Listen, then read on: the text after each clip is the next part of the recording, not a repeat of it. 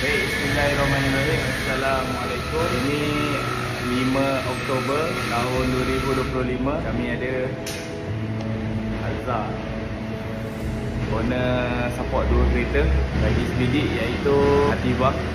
Alza tahun 2023, Ativa tahun 2025. Terima kasih dia. Stay tune. Assalamualaikum.